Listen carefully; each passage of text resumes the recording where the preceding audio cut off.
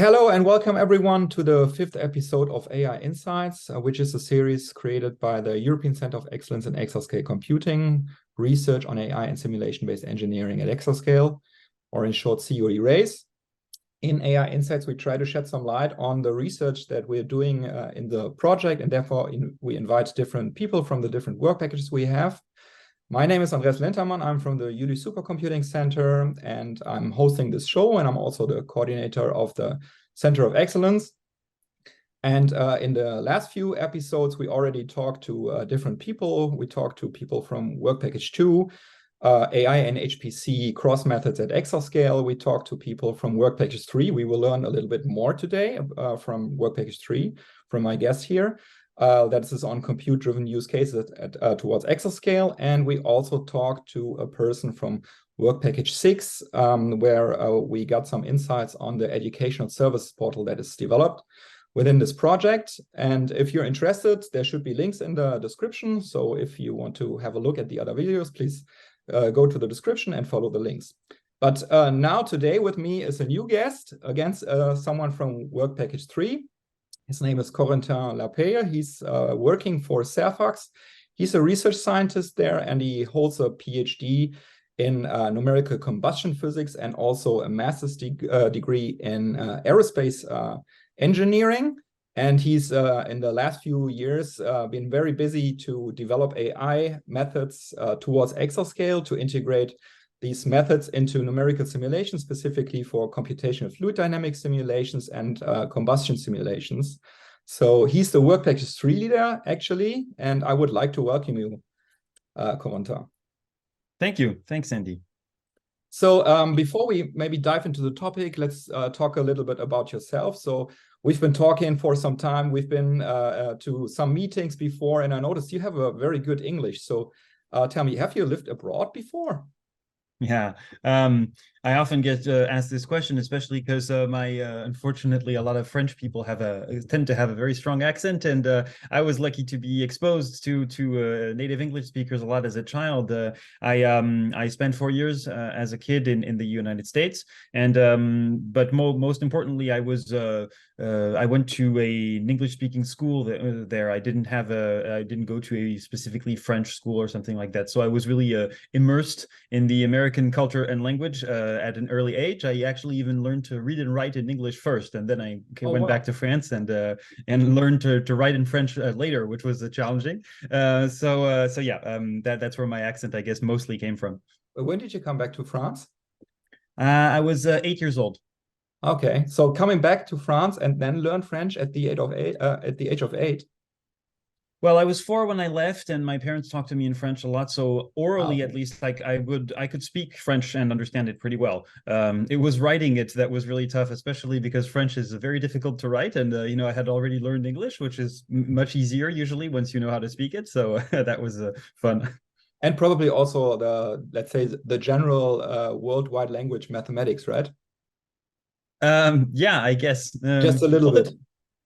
Yeah, although to be honest, I think even that was a bit challenging. They in the American teaching system, they don't tend to necessarily, even math is a little bit different, let's say, at these young ages. So the whole expectations from the two school systems were very different. But I mean, it was also a very important and defining experience. And I guess today still I have this sort of I only have the French nationality, but I guess I have kind of two cultures living inside of me thanks to that. Okay, and then I mean, did you already have interest in things like you're doing nowadays, like research, finding out new things, or has this developed over time with your studies later on? Yeah, that's I think I've always fallen into the category of the very STEM enthusiast person as early as in childhood. To be perfectly transparent, I didn't invent much. The reason I was in the US as a kid is both my parents were scientists and they were visiting researchers there. But they were biologists, so I guess I did stray a little bit there. From biology, I went to physics and applied math. But yes, even as a child, I was already very much into physics, engineering, life sciences, as many scientific topics as I could, and I've continued since then. And so being a researcher is sort of a way of feeding that curiosity going forward. I feel with you. Um, so your master's degree, where did you get that, and your PhD? So I did, once I came back, I did my full everything afterwards in school was in France. So I went through the French system of high school, and then we have these engineering schools, kind of very specific French system. So you can go to university in France, but there's also this parallel system that's an old thing inherited from 200 years ago, where there are some small engineering schools spread out through France, and you can go to special preparatory schools for 2 or 3 years to prepare the entry exams, and if you get in, then you go to one of those schools. So in all, it's equivalent to a master's in engineering. I did mine in the city of Lyon, in a school called École Centrale. And that's where I got both my engineering and my master's degree. I actually technically have 2 degrees, but they're both the same level. Okay, that's probably before the master's degrees were given to people, something like a diploma or something like that. Or is it No, actually? Yeah, it's a master's. No, it's a master's degree, but it's so, well, to put it simply, you can have a professional master's or a research master's in France. And so if you get an engineering master's, it's considered a professional one. And if you want to continue with a PhD, it's better to have a research master's. So that's why usually engineers who want to do a PhD, they tend to get both degrees, which is what I did. I already knew as I was going through engineering school near the end that I wanted to continue learning and continue diving into specific technical topics. So I prepared a master's, a research master's, and that way I was prepared to start a PhD, which I also did in France, but I changed cities and I went to Toulouse, where I still live now 10 years later. Okay, and the PhD was then also with CERFACS? Yes, my PhD I did at CERFACS, exactly. Yes, so I'm actually, it's been exactly 12 years now that I've come to Toulouse for CERFACS, and I'm still there today. I did escape at one point. I went to do a postdoc at the university for about 2 years, but I spent a decade at CERFACS now. It was also in Toulouse, or did you go somewhere else? Yes, it was also in Toulouse. It was at the University of Toulouse. Ah, okay. So still being employed at CERFACS, or No. I was employed by the the CNRS, so the French Research Institute. Okay, and then you went back to CERFACS, and then maybe you can explain a little bit how you made your way into the project. Yeah, that's a good question. So I really started out as a physicist interested in aerospace engineering, and that's where I looked for and found my PhD. So my PhD was in simulation, computational physics for combustion, so reactive computational fluid dynamics, or CFD, which is the acronym we use so much in Raise. And so that was I had a great time, and it was very technical. I was really passionate about airplanes and rockets and very, very complex engineering systems. I did my postdoc after my PhD in the same vein. I was working on synthetic or biofuels and what that changed to combustion models. That's what I did at the university. But then I wanted to change, and I was getting very interested in the computer science part, even though that was not the core of my training. And so when I came back to CERFACS, it was actually in the industrialization team, the team that takes part in software development practices around simulation software, research software. One of the specificities of CERFACS is that the software that it develops, some of them are actually actively used today in the industry. So they're both research software, but also actual production software in the industry. So there's a team at CERFACS that's in charge of making sure that this research software, which is kind of rough cut sometimes, can actually have a good user experience, a graphical user interface, and is well delimited and robust and all that. So I worked on that team for a while, and that's how I ended up being at the forefront of a lot of new technologies in computer science. And that was just in 2017, as AI was really blooming. 2017 I think is TensorFlow 1.0, something like that. So I was basically at the tip of the spear of these computer science questions around physical computing or computational physics. And so I ended up being sort of one of the people with the most interest and time spent and knowledge on AI in the lab. And at that time, the lab decided that they wanted to create a research team on this topic. And so I was at the right place at the right time. It was a great opportunity. And so I actually decided to go back to research to start this team. And that's what I've been doing for the past 5 years. And so now I've really pivoted back to research with this, let's say, very much physics, computational physics background, but I am the Mr. AI of the lab. And so I've been able to collaborate with a lot of people on a lot of different topics inside the lab. Each time there's a relation to AI, basically, or something to build there. Okay, so when you come from aerospace engineering and numerical simulations, I could imagine that after a while, you when you say you do novel developments, that you also have to do a lot of programming. So was this something that was part of your studies, or is it something that you learned later on? No, it was barely part of my studies. It was really, well, actually, I did a stint because in preparatory school, for some reason, I chose a computer science option from the math part. So I studied a bit of completely fundamental computer science with no hands-on experience basically whatsoever. So it was purely theoretical. I guess that it probably shaped me a little bit because it always gave me a sort of feeling for some aesthetic that nice programming should have. So then when I got into programming as a PhD student, really it was just messing around trying to make stuff work for the actual things I wanted to do. It was very, very pragmatic. But it also gave me sort of a feeling internally that something much better should probably be done, could be done. So that's why I was happy to dive much more into that when I went into this software engineering team, where we said, okay, we know we're producing a lot of code, but with mostly the physics in mind, where we're trying to get the physics right, basically. But then we end up with these very large software, which are a big pain to maintain and to deploy and all that. And so I ended up actually diving very deep into DevOps. I set up the first GitLab Forge at CERFACS with the CI, so the automated tests and things like that. And so the point was really to dig into the best practices of the industry on these topics, and then try to bring them back to the research context as it was at CERFACS. So that's when I really got a much more in-depth view of computer science questions and topics, and an appreciation for it myself.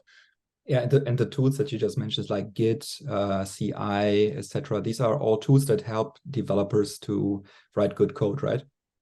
Yeah, absolutely. And things that are developed at the forefront of the computer science industry, but that are not always available in other areas, and notably in research. So these are the kind of things where in research, usually people are very focused on what they're trying to do, the goal, where they're looking at a very complex physical problem, but you actually need to take on so many tools and bring them together to make that work, that, well, sometimes the knowledge is not at the same level depending on all these tools. So basically, I also like spending this time building on the separate, well, the elements that don't seem to be in focus, let's say, of the research problem, but that are actually in support of it. But when they do work very well, it helps the whole research process a lot going forward. So that's always been sort of my take as a sort of a tech evangelist in a way, if you want. Okay, and basically when you got in touch with numerical simulations, you probably also had to do programming in parallel, because you have very large problems that you want to maybe simulate on machines that are bigger than a laptop, so to say, right? Yes, absolutely. I think that's a defining trait of CERFACS and of many of the partners that are in Raise. It's really a group of people who, for reasons or other, are looking at physical problems that have extremely large scale and that require very massive simulations. And the way that this has been done for a few decades now, when you have very large simulations, is to split them up on a very, very large number of processing cores and run that on what people typically call supercomputers with hundreds, thousands, or more cores. And of course, that's a challenge in and of itself in terms of computer programming. So that has to become one of the specialties of most of these labs that do computational physics. And that's very much the case of CERFACS and of the work that I've been doing for 12 years. And I could imagine there's also a strong collaboration with Work Package 2 in this context. Yes. So, well, to speak about that, maybe I should speak about what we're doing in WP3. Yes, absolutely. Yeah. Yeah, because what's interesting with Raise's work package 3 is that it talks about applied problems, but actually the hat over all that is CFD, so computational fluid dynamics, which is one of the top contenders for use of supercomputer time, of course, because solving for fluid dynamics, for turbulent fluid dynamics, especially if you add to that possibly reactive flows when you're doing combustion or things like that, is extremely expensive. These are equations that are very, very cost and computationally intensive to solve for. So it brings a lot of people that all have these problems, whether they're looking at aerodynamics for aircraft or energy systems like wind turbines or engines and propulsion problems and so on. So the point of WP3 is to bring many people with many different applications like this together so that each one can, of course, focus on the physics of their particular application, but also put in common everything, all the challenges that they have when they try to bring AI to help solve these problems. Now, of course, that means that people who are focused on WP3 are usually not AI experts. They're usually domain experts of the physics problem. And so the point of Raise is that WP2 brings in a lot of knowledge about AI, how to set it up, both theoretical and practical, how to actually set it up on one of these supercomputers and clusters and handle the data and the streams and the processing and so on. And so the point is to really have this synergy where you have all these domain experts trying to bring their problems as generic physics AI problems in WP3, and then receive and interact with WP2 to receive all this help and this knowledge to be able to effectively set up AI to help them in solving these problems. Okay, so I understood that these simulations are very expensive. Yeah, you brought a lot of examples, and when you have a lot of species with in combustion and all these reactions, I could imagine, and you want to have very high resolution for your simulations, it can become very expensive. So what is the idea of integrating AI into these kind of simulations? Does it help to accelerate the process? Yeah, well, I mean, first I should say that this is a very active but very new research field. So today, nobody exactly knows everything that AI will and won't do for the problem of physics.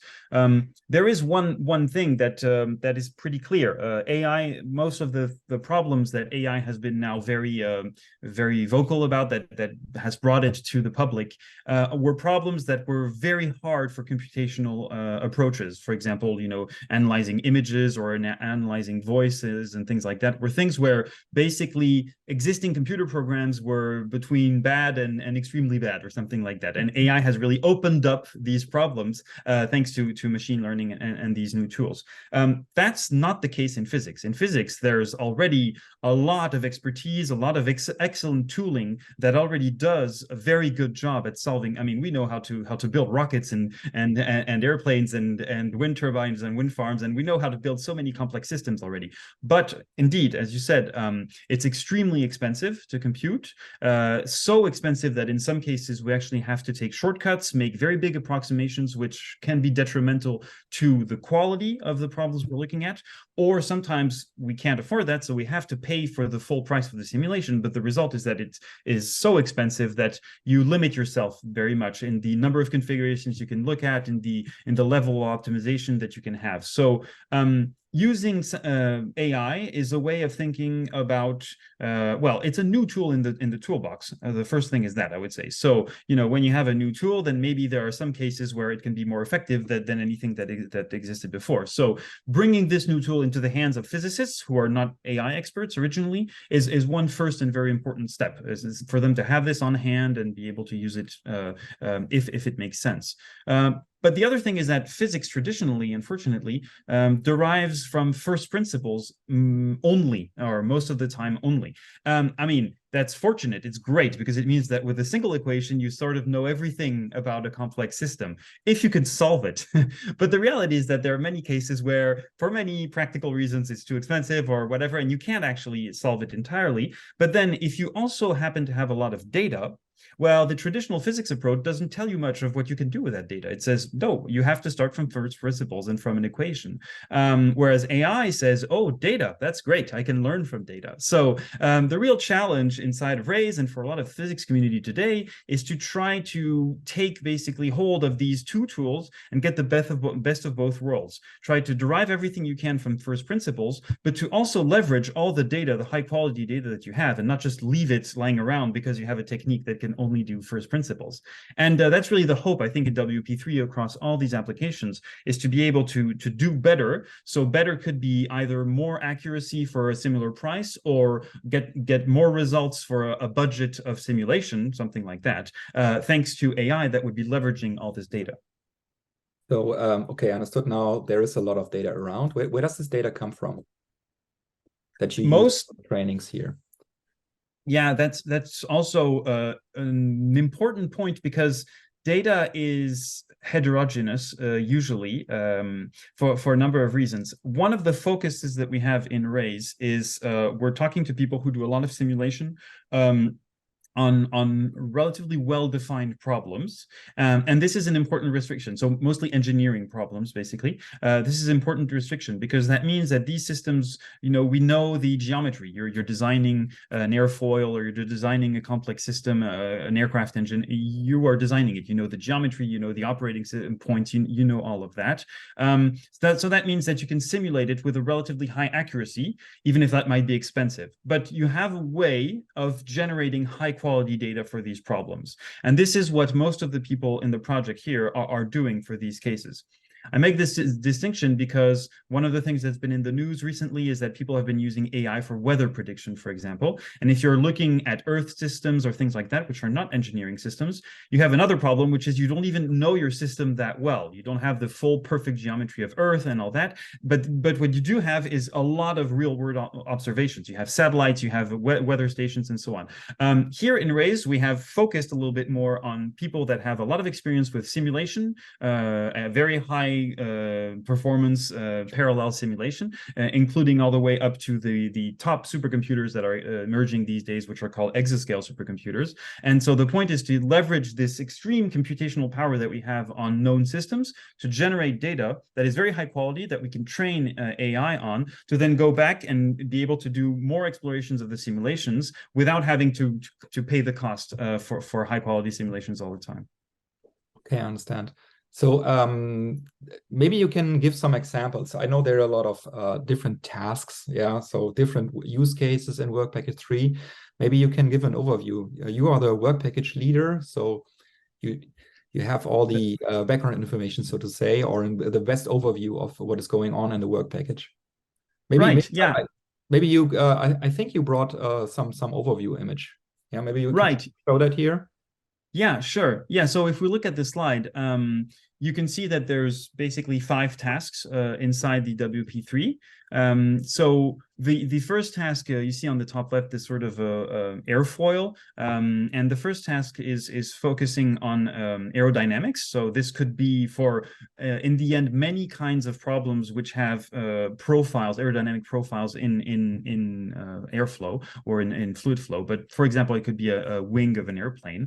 And one of the big problems you have when you're designing one of these is that you want to optimize its performance. Now, performance usually means that you want to have a lot of lift, but you want to minimize your drag. So you're in this situation where you really want to have the flow pull on your wings, so slow down your aircraft, for example, as little as possible, while all the while lifting it effectively. So this kind of fine optimization is now being changed because we have more and more access to active systems that can go and change the geometry slightly of the wing as it's flying. But when you open that up, you have so many possibilities. You're looking at such a huge space of, how do I change my geometry as time goes by in a way that actually optimizes for these parameters that are important to me. And so that's one thing that in the first task, people are looking at using machine learning tools where they can simulate a bunch of cases where you change all these geometries and then try to learn from that behavior so that you can then find the optimum and be able to minimize or to do the optimization of the engineering parameters that you're interested in. And so a second one, which is funnily both different but related, is task 3.2, where you see here a wind turbine on the top. And what's actually going on is you say, okay, I can simulate a wind turbine. That's something we know how to simulate. But what we're interested in more and more today is installing wind turbine farms. And so it's possible to simulate one wind turbine somewhat to a very high accuracy. But when you start installing hundreds and hundreds of them over kilometers, that's totally impossible to simulate entirely. But these interact between each other. So if you want to optimize the full field of turbines, then you need to simulate their interactions all between each other. And so you need to simulate the full field. And the way we try to do that is by replacing the part that's very expensive of the simulation, the part where there is the turbine, with a model that is actually trained. It's a neural network that's trained here to replace basically all the dynamics of this area. But instead of solving for this expensive area, we just replace it by a trained model. Yeah, and this is then much cheaper, I assume. So something that is pre-trained on a lot of data that is generated before. Training might be expensive, yeah, because it's a lot of data, but then in the end, it's a model that you can really plug in as a surrogate, so to say, and have it a model for the individual wind turbine. Yeah. Yes, that's exactly right. Yes, and that way you can hope to basically go back down. You could simulate maybe one small configuration, but here you want to try many different configurations of organizing all your wind turbines in your wind farm. And so thanks to this, you can basically run a few very costly simulations of your system, and then put a surrogate, a much cheaper surrogate that's trained on this first data, and then explore the design space much more effectively. And so this is a trend that happens a lot, where we run a very fine simulations and then train from that, and then we can explore the design space. I'll go back to 3.3 in a second, because I just want to move on to the applications. And in 3.4, this diagram takes a little while to read, but basically what it is, it's the inside of an engine, of an aircraft engine. In practice, it would be a helicopter engine. And one of the things that's going on in engines and in combustion these days is that, of course, with the challenge of climate change, we have to figure out a way to stop burning carbon and fossil carbon. And one of the promising aspects to doing that is using hydrogen instead.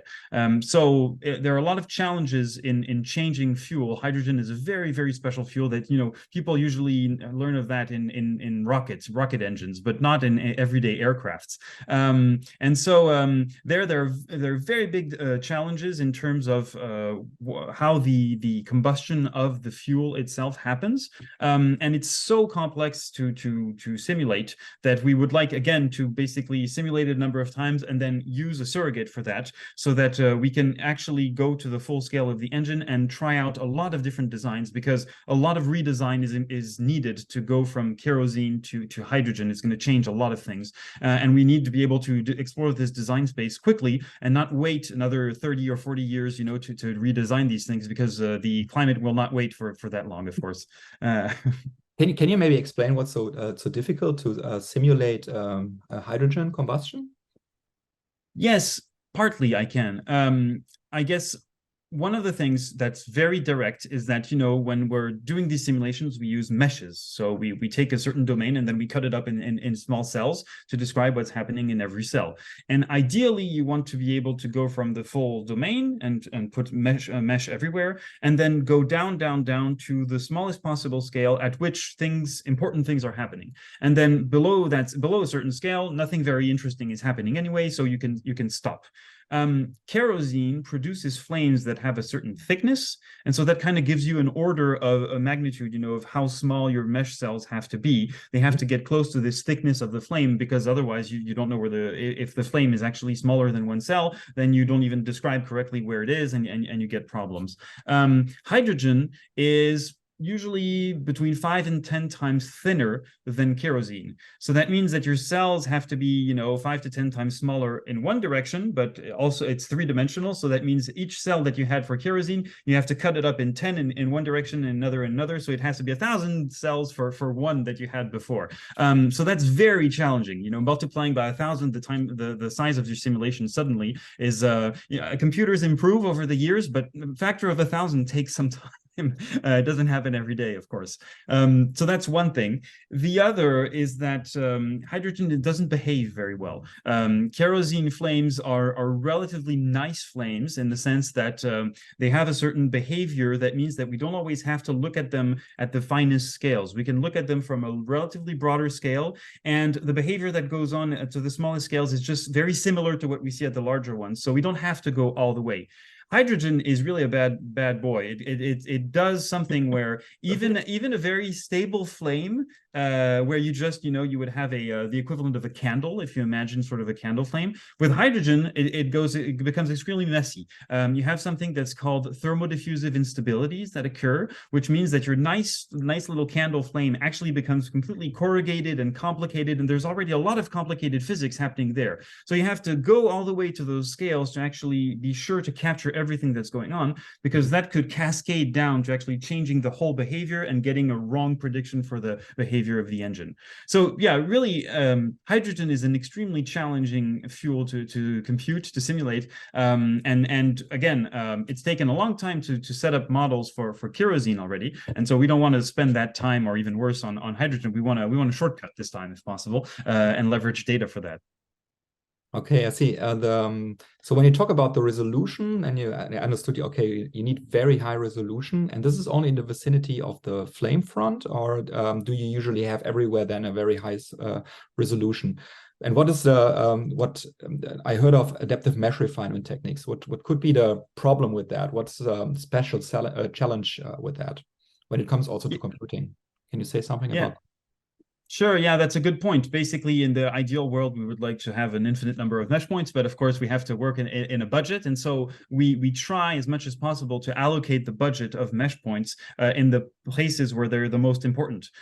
So for this, we tend to use in these very they're not just complex systems, but systems where you have very big differences in scale, where you have, an engine that will be of the order of a meter wide, but then you have a flame that is only a few microns thick in some point. What we do for these kinds of problems is we use meshes that change size over the domain. So we will have big cells in some areas where we know that nothing very important is happening. And then we will have much smaller cells focused on the area where things are happening. Now, this is all well and good if you know in advance where things are happening, but sometimes you don't know exactly in advance, because if you did, you wouldn't have to solve your problem. You already know the solution. So sometimes you have to do what you describe, indeed, which is have dynamic adaptation as the simulation is going on. You have to look at your physical fields and figure out from these fields where are the places that are very important, where are the places where you might be missing some of the resolution that's critical to get the actual correct behavior, and then you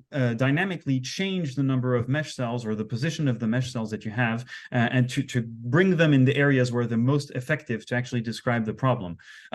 Now, this might seem trivial, but it's actually a huge challenge, because when you've taken your big simulation and you've cut it up in thousands of pieces to send it over a supercomputer, and then you start changing the organization of things, well, that means you have to figure out how to move the data around and who has to give the data to whom, and so this can be extremely challenging, this sort of adaptive mesh refinement as the simulation is going on. So some solvers have implemented this already, some not necessarily today. It's really an ongoing research topic, but it's also one that's happening hand in hand with the evolution of the hardware architectures that we're running this on. And so sometimes it's already available for systems that were very, the mainstream 5 to 10 years ago. People were running all their simulations on CPUs, but these days people are changing quite a bit the hardware that they're running on, and because supercomputers are changing hardware, and they have more and more reliance on other types of processors like GPUs GPUs. And this changes the programming, this changes the data distribution. So it might also change significantly the adaptive mesh refinement techniques. So a lot of challenges coming also from these evolutions, but these evolutions in hardware are what brings the increase in computational power. So it is necessary to adapt to this, because that's also how we're going to leverage that and be able to look at more complex and challenging problems and solve them. Yeah, and I could imagine that you really want to make use and leverage all the computational power and not waste anything. Yeah, so if you have these adaptive mesh refinement techniques, and you say, okay, some areas might be less resolved during the simulation, and this is dynamically changing, then you might have some CPUs or GPUs that actually have less to do, yeah, and you want to change this because you want to keep everyone busy at the same time, right? Mm-hmm. Yeah, absolutely. Absolutely. And that all that is really on top of we have all these challenges about actually getting the physics right in Raise, and then we have the challenging about understanding and setting up the AI correctly. But then you have to put all that together and actually make it work on these very complex high performance computing environments that are massively parallel. We have to distribute everything and be very efficient in that. And it's a very difficult balancing act. That also might not be obvious, because when you're trying to set up a simulation in 10,000 pieces on 10,000 little independent computing systems, if one of them is late, then everybody has to wait for it. So you have these very big challenges where a single bottleneck can just have your whole thing come crashing down in terms of performance. So it's a very challenging field, but an exciting one, because it unlocks so much computational power if you get it right. So it's a great one.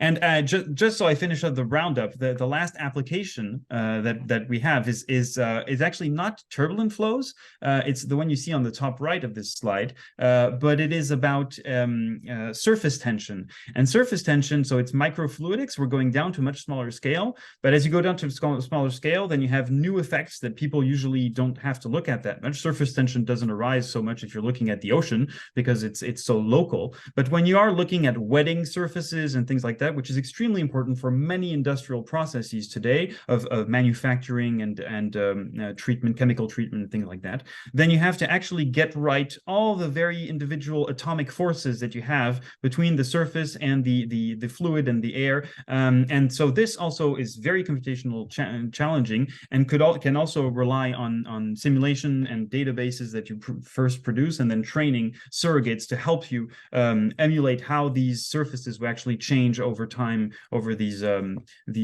wetting surfaces. So yeah, that's the roundup of the physics applications that we have for the WP3. So what I learned from this is that it's very interdisciplinary. Yeah, you need really physics people that understand what's going on. Yeah, you really need AI people that can handle the data and know how to train the models. You need HPC people developing algorithms for dynamic load balancing, adaptive mesh refinement, all these numerical methods. And we're bringing this together here. And this is something also that Work Package 2 is doing. And this is where also the relation between Work Package 3 and also, of course, Work Package 4, data-driven use cases towards Exascale, and Work Package 2 is coming from, right? Yeah, absolutely. There is this synergy that is set up really in each task, where they are connecting depending on, as you saw, the challenge isn't exactly the same each time. So the way the data arises and the training arises is a little bit different each time. And so there's really this connection with the correct experts in WP2 each time, so that they can help best set up these problems for WP3. Okay, and maybe to have a picture of what CERFACS is specifically doing, and we know CERFACS has a lot of expertise in combustion technology. I know you also brought a cool video, right? Right, yeah. So what you see in this video is actually a recent achievement that's been done with these massively parallel simulations that I was talking about. And so this is an engine. It's a full engine simulation. So for a very long time, people have been cutting up these complex engineering systems, which were just too expensive to simulate, in small pieces and study them independently. And that's fine, except that in real life, they're not independent. So there are interactions in between the different pieces. And so what happens at the beginning of the engine affects what's after, but also the other way around is true too. You have acoustics and waves and things like that that go back up. And so the only real way to get the full dynamics of a complex system like this is to simulate it entirely. And this has been achieved very recently. It's been a dream for many years, and it's actually been achieved recently. And now a number of teams have started replicating this. But the point is that now we can actually run a full simulation. Now, there are some tricks, of course, in here. Sometimes we're actually not running the 360 degrees of the full engine. We're actually only taking a sector. But the point is that we are getting all the physics from the entry to the end of the engine and simulating everything in extremely high detail. And so there you can really... So there's symmetry in the problem that you can use to derive information from the whole system? Right, that's right, yes. Very often turbo machinery problems are split like this into a number of degrees, basically, because turbo machines are rotating machines, and they have a number of blades inside, and so you can sort of cut out sectors that just replicate themselves. And you can capture a lot of the physics already by doing that. So it's always, again, this trade-off in between the computational cost of things and the actual accuracy and complexity of the problems that you want to look at. Now, to design engines, I mean, people were designing jet engines in the 1960s and they didn't have these supercomputers. So you don't necessarily need these supercomputers, but what they do bring you today is that we need to continue to push the boundaries of performance. And so we're basically pushing the envelope. And as long as we were playing it safe 30 years ago or more, we could design systems that were quite reliable, albeit it did take up a lot of test on the bench, which is extremely expensive to actually build the real machine, set it up, run it, and then, maybe it's wrong, and so you built it all for nothing and you have to change it again. Here you can do it all in silico. You can just simulate it, and if it's wrong, you can tweak it directly in the computer. And so that really can enable you to, again, look at a much broader variety of configurations. You can go look at extreme cases, and you can reduce your margins to many different problems with a lot of robustness, and you can be sure of yourself because you really explored these areas. And so that's how we get engines today that are so much more efficient than they were a few decades ago. It's thanks to these kinds of tools. So it's like a digital twin, yeah? So you don't need to construct an engine again and to run experimental tests in a test facility. You really can do the simulations in a computer. It's fantastic. It is absolutely a digital twin of a complex system. That's right. Yeah, I have a small technical question. The simulations that you run, what is the frame of reference here?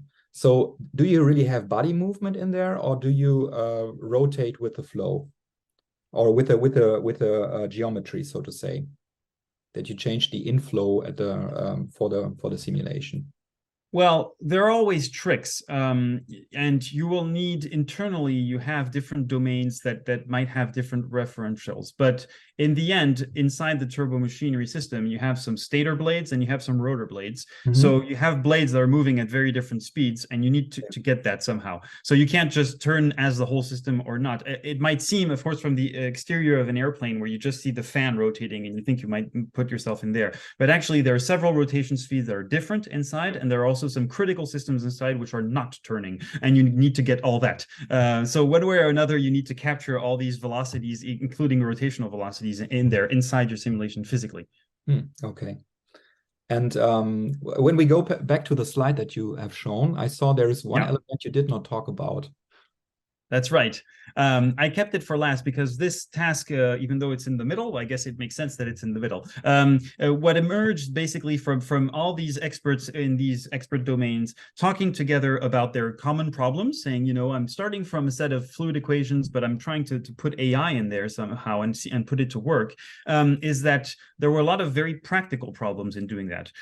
You have these solvers, which are written in Fortran or in C, oftentimes very complex physical solvers. And then you come in with these AI tools, and AI tools are from recent years, very modern. So they use a lot of programming languages like Python, really modern programming languages. And so these are things that are not used to talking to each other. They're hard to connect. Another problem in this connection that you have a lot is that they don't work with the same representation of the data. So you're constrained by the physics on the physics side, but the tools coming from AI, they tend to work on pictures like like pixels, for example, things like that. So they don't see things the same way. So in order to simplify the process of making these two things talk, we realize that there are a lot of tools that are actually totally in common between all these cases. Sure, one time you're doing wind turbines and the other you're doing wetting hydrodynamics, but in the end you are connecting physical solvers to machine learning and deep learning frameworks. And so we came up with this library, open source library called Fidel, that you here see in the bottom left. And so Fidel is a open source library that a number of partners from the project contribute to, and that's one of the outcomes from Raise, that it is of course open to the community at large. And the point is to aggregate in there both the tooling and also what we've learned along the way of how to frame this problem correctly, and address these issues, hopefully producing tools that can actually be used in the long run by other people in computational fluid dynamics. And ideally, we're trying to think of this more broadly as anybody who's doing computational physics and wants to build hybrids with data-driven techniques, they could rely on this to help them set it up and help them do this connection between the two worlds. Okay, so it's like a coupler, so to say. On the one hand side, you really have these complex simulations, and on the other side, you have some machine learning algorithm that you, on the one hand side, might want to feed with the data coming from the simulation, yeah? And I understood that you have different data representations in the numerical domain, the simulation domain.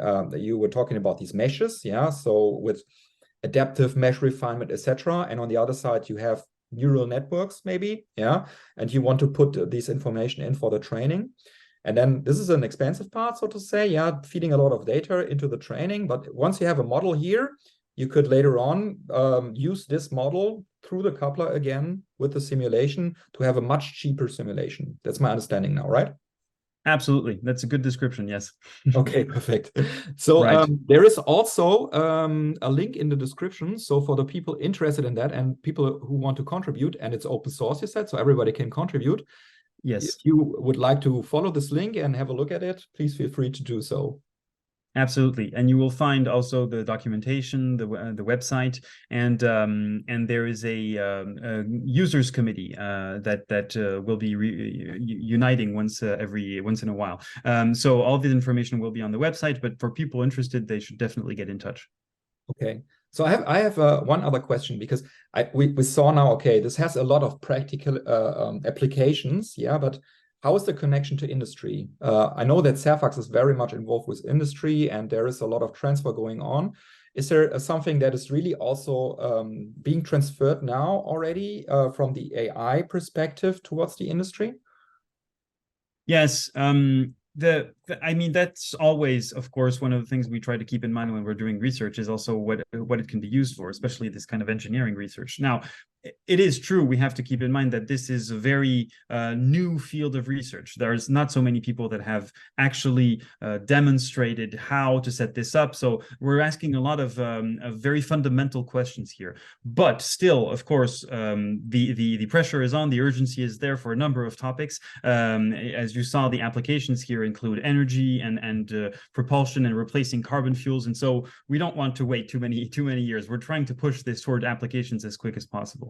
So of course, the wind turbine case is pretty clear in terms of how it relates to very concrete applications today in setting up wind farms as they're being built across Europe and across the world. So there are the direct connections with industrial people who actually set up these wind farms. The other very direct aspect is that one of the direct partners of the WP3 is an industrial partner. This case I was talking about with hydrogen combustion is led by Safran helicopter engines. So this is a French company which builds helicopter engines and which is very much interested in replacing kerosene by alternate carbonless fuels or low carbon fuels, which of course hydrogen would be one of. And actually the design that they're using and that they're running the simulations on in Raise is a new injection injector design that they are patenting these days, and they're exploring the design, but they've patented some of them, and the point is to design and build a new injector that is capable of burning hydrogen. So this is really the central first step that's needed in order to be able to actually build a hydrogen engine and then a hydrogen helicopter, is that you need the burner, the part where the hydrogen actually comes in, to work correctly. And there's a big adaptation, as I said, compared to kerosene. So this is the first step, but the timeline is actually pretty short. I don't want to speak in lieu of Safran, but they really expect to try to fly a hydrogen engine sometime in the next few years or something like that, as soon as they can. It's a big challenge, but it's an important one. It's a critical one if we want to move to low carbon fuels. So the application is very much alive there, and we hope that it goes as fast as possible. Okay, and that would change probably transportation and other fields, right? Yes, well, of course, all these issues every time are very integrated into the full ecosystem. Safran will not be the one actually supplying the hydrogen, so many things have to go right for all this to deploy. But this is part of one of the strategic development axes in Europe. You know, this hydrogen backbone and the development of green hydrogen. And so groups like Safran really want to be ready to be able to use that. And it actually makes sense for helicopters, because hydrogen is very challenging for planes because it takes up a lot of space, and so it takes up a lot of space inside the aircraft, and usually you want to put passengers in the aircraft, not just hydrogen. So it's a real problem. It's also very complicated, right? Yes. Storage and overall, planes fly for a very long time, very far. They need a lot of energy, and you need to store all that. Helicopters actually fly for very short times, and they are in very specific strategic places usually. So it's easier. You have more confined storage, basically. So you can imagine storing this hydrogen in localized small places, putting it on board right before your flight, and then flights are short. So you can use tricks like use cryogenic hydrogen, for example, which is very cold, what they use in rockets, and you just fill up the tank right before you fly off, and you fly off. So it makes a lot of sense actually to think about hydrogen for helicopters specifically, and so that's why it's being explored. Very cool. So I'm super interested how this will work in the future, really. So I have really learned a lot, and I hope the audience also learned a lot. So we slowly have to come to an end. And I definitely want to talk to you about more offline, maybe later. But I really want to know, this sounds like a lot of work. You're saying, okay, we really need input from many sides, and a lot of people need to work this in interdisciplinary teams, and you're a part of these teams. I was wondering, how do you relax in your spare time from all this work that you're doing here in the project? Yes, that's true. We have to remember as scientists that it's not the only thing in life, and work-life balance is of course important too. Well, I'm blessed to live in the south of France, so we have nice weather most of the time, and so I actually enjoy a number of outdoor activities here, from mountain biking to skiing in the Pyrenees. So really, it's the southwest of France here around Toulouse is a very nice place for this kind of thing. And it's also very known for its food, France in general, but the Southwest has it's really an important part of the culture here. People feel that the Southwest is about food mostly, and so we have cassoulet, and we have many things here, and foie gras, and so cooking and family activities around food are just a tradition here that we love to get into. Sounds very good. It also sounds like we should have a meeting in Toulouse.